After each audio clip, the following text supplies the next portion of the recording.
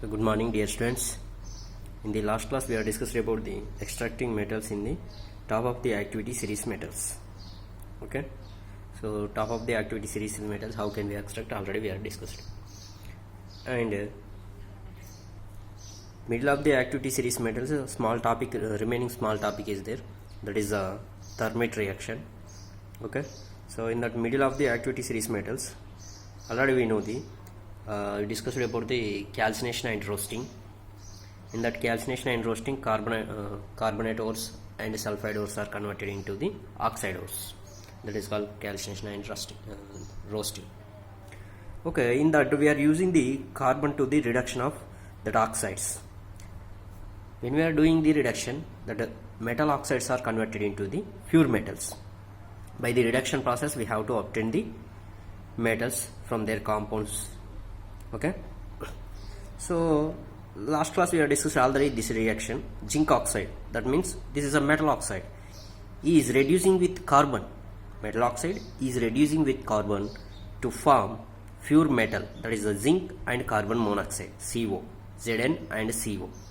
Okay, obtaining metals from their compounds is a reduction process. Obtaining metals from their compounds is a reduction process. Okay, already this reaction we have discussed in the moderate middle of the activity series metals. Okay, using carbon to reduce metal oxide to metals. Generally we are using carbon to reduce metal oxides to metals. Okay, but sometimes displacement reactions can also be used. Generally for reduction we are using the carbon, but sometimes displacement reactions can also be used. The highly reactive metals such as sodium, potassium, calcium and aluminium. Okay, the highly reactive metals such as sodium, potassium, calcium and aluminium are used to reducing agents. Okay, sometimes we are using the highly reactive metals. These are the exothermic reactions. Okay, highly reactive metals, sodium, potassium, calcium, aluminium are also used to reducing agents. Why we are using these highly reactive metals as a reducing agents? Because of they can displace metals of lower reactivity from their compounds. Highly reactive metals are displace the less reactive, lower reactive metals. That is called displacement reactions. Already in the first chapter we learned about the displacement reactions. Okay, why we are using these highly reactive metals? Because of they can displace the metals of lower reactivity from their compounds. Lower reactivity metals from their compounds, it will be displaces.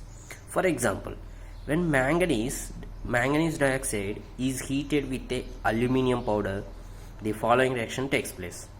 Okay, for suppose we have to take the one example. Which example? Manganese dioxide. Manganese dioxide is heated with aluminium powder. Manganese dioxide is heated with aluminium powder and the reaction takes place. What is the reaction? MnO2, manganese dioxide, is reacted with aluminium powder. MnO2 is reacted with aluminium powder, gives rise to pure manganese and Al2O3 plus heat. Here in this reaction heat is evolving, that means it is a exothermic reaction. If any reaction heat is evolved means that is called exothermic reaction. For suppose some reactions are heat is observed, that is called endothermic reactions. Exothermic reactions and endothermic reactions already you know. Okay, when manganese dioxide is reacted with aluminium powder to form aluminium oxide and heat and manganese. Okay, so what is the Thermit reaction? What is the Thermit reaction? This is a displacement reactions. Okay, Thermit reaction. What is the Thermit reaction? Why we are using this Thermit reaction? What is the importance of Thermit reaction? These displacement reactions are highly exothermic. Already we know the displacement reactions are highly exothermic. The amount of heat evolved is so large that the metals are produced in the molten state. Okay, in displacement reactions are highly exothermic. The amount of heat is evolved is so large that the metals are produced in the molten state. Metals are produced in the molten state.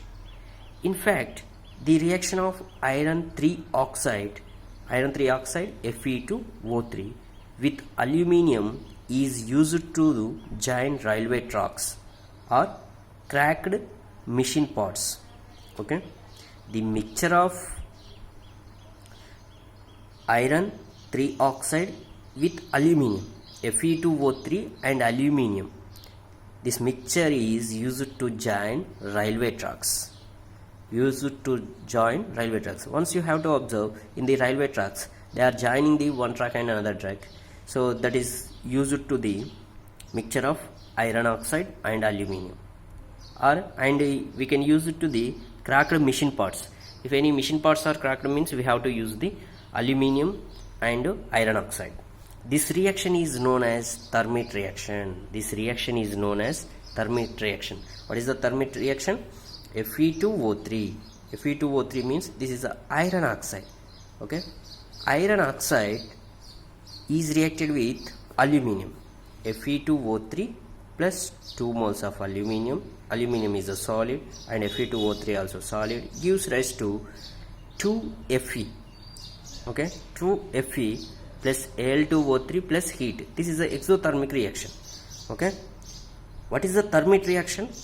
Aluminium is reacted with iron oxide. This mixture we have to use it to the join railway tracks or cracked machine parts. This reaction is known as Thermit reaction.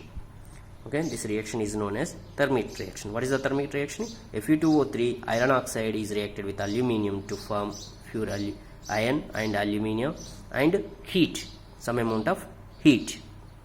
Okay, this is about the Thermit reaction.